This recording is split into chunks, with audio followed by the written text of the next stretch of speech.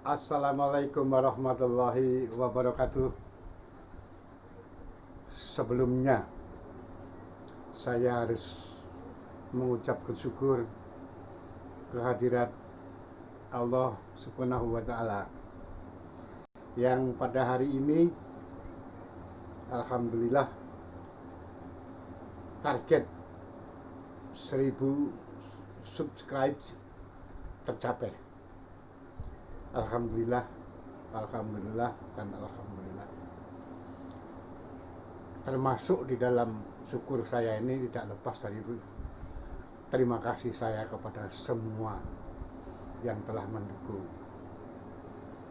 baik mantan anak didik saya, para kolega instruktur, dan semua saja.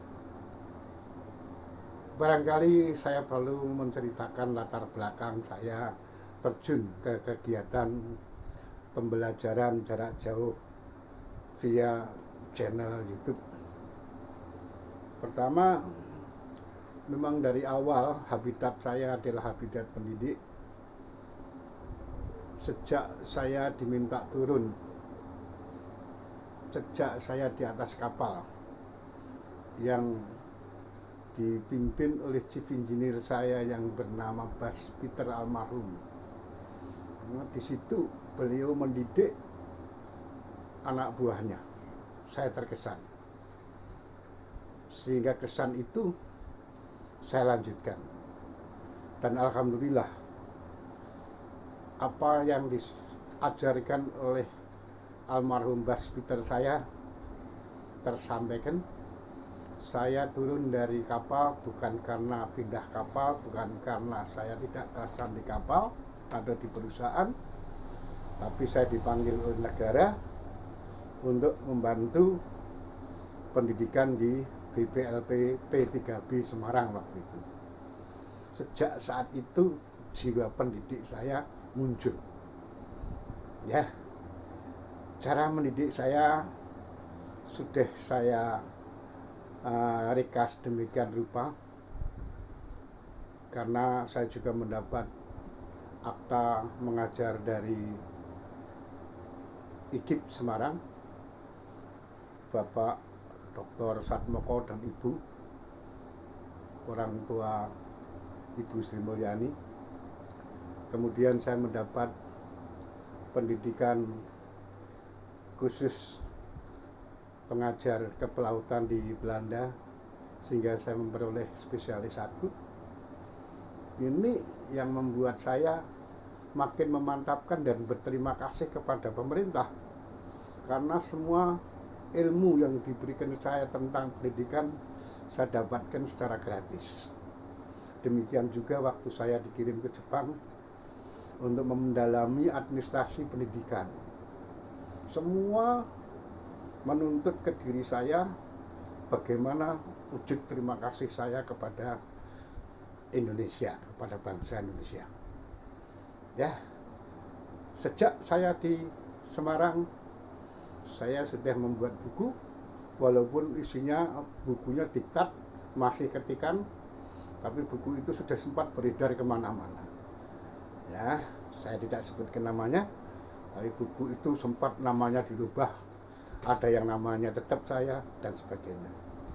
Selanjutnya, saya dapat kesempatan menjabat yang lebih menentukan, yaitu sebagai Kabak Program Pendidikan, yang waktu itu ya, ada masalah besar bagi Indonesia, yaitu penerapan STCW 78 Amandemen 95, di mana tidak ada lagi pardon, tidak ada maaf bagimu, ya, untuk pendidikan, penyelenggaraan pendidikan kepelautan.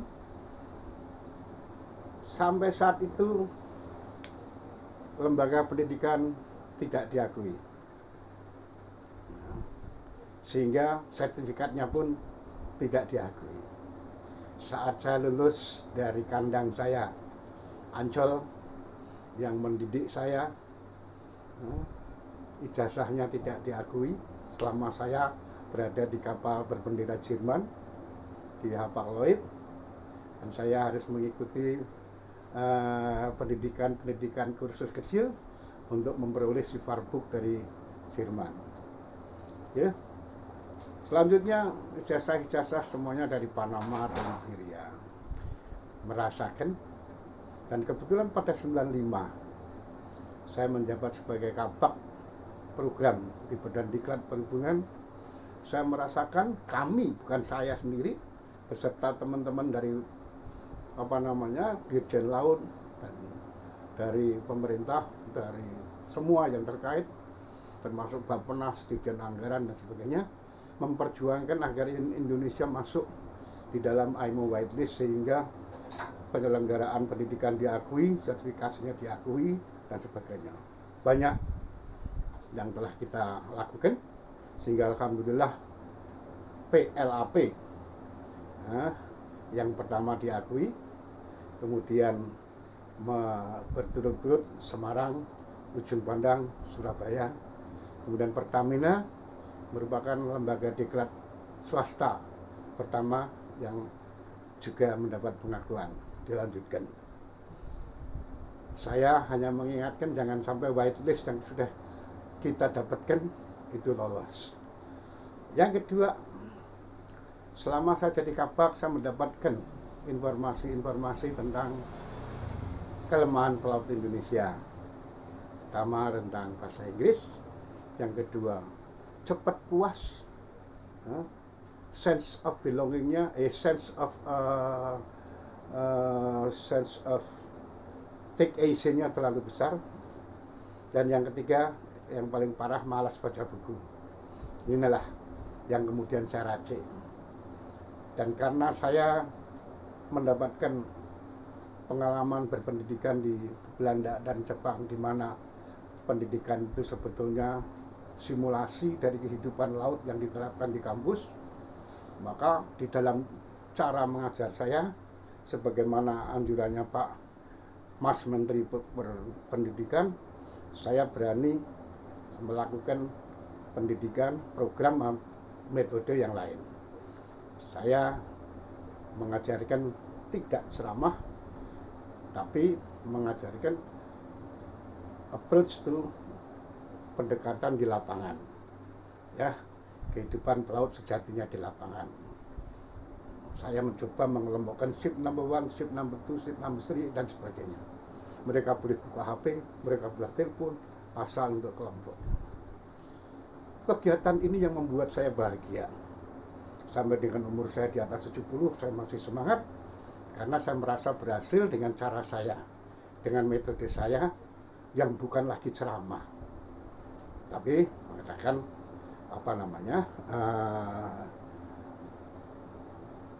proses belajar mengajar berdasarkan kontekstual, lapangan. Selanjutnya, dengan peristiwa pandemi ini, karena semua harus work from home dan banyak kegiatan yang harus diberhentikan, maka buat saya, bukan karena sayanya, saya akui saya pun juga merasa tanda petik kehilangan, tapi justru kehilangan saya yang paling besar adalah kehilangan kegiatan saya mensiarkan ilmu dan keterampilan saya kepada anak didik saya. Oleh sebab itulah saya berbincang dengan anak-anak saya, apa mungkin kita bikin terobosan.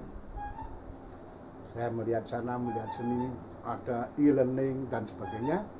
Akhirnya saya memutuskan dan disetujui oleh anak saya yang kebetulan dia memahami masalah IT, masalah ini, maka diputuskan ngajar jarak jauh via YouTube. Dua anak saya yang sebagai editor dan admin, saya sebagai narasumbernya. Itulah. Dan prinsip pembelajaran saya via YouTube saya kategorikan dari beberapa kategori. Kategori pertama adalah pembelajaran dasar, dari mulai nol tidak tahu sampai tingkat tahu, dari hanya tahu apa, kemudian meningkat bagaimana dan mengapa. Kemudian program tanya jawab bagi mereka yang tidak sabar dengan program pembelajaran bertingkat saya, prasyarat saya, mereka mengajukan program-program tanya jawab, saya layani. Program ketiga yang baru saja saya coba yaitu tentang obrolan tentang pengalaman, obrolan tentang ilmu dan sebagainya, yang nantinya akan kita kembangkan. Ada satu hal lagi, semua video-video saya oleh admin saya dibikin sedemikian rupa seperti perpustakaan di dalam playlist, sehingga mereka semuanya yang ingin tahu bisa ngecek playlist bab mengenai apa. Terima kasih juga kepada Mas Ananta Guntom yang selama detik-detik terakhir beliaunya rupanya mengikuti perkembangan saya, akhirnya ikut membantu. Dan kepada Bu Dr. Sri, Bu Dr. Tuti, saya juga sangat berterima kasih karena beliaulah yang memberikan semangat. Juga Kapten Albert Lapian.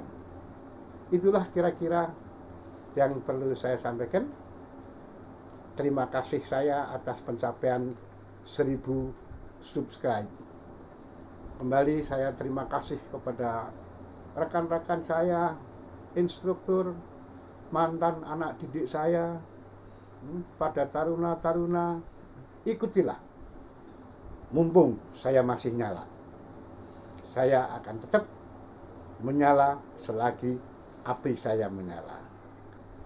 Oke, selamat mengikuti dengan program-program selanjutnya. Semoga YouTube saya, YouTube pembelajaran saya, YouTube tanya jawab saya bermanfaat bagi kalian semuanya, bagi Anda semuanya. Terima kasih. Wassalamualaikum warahmatullahi wabarakatuh. Salam dari Lilin Tua.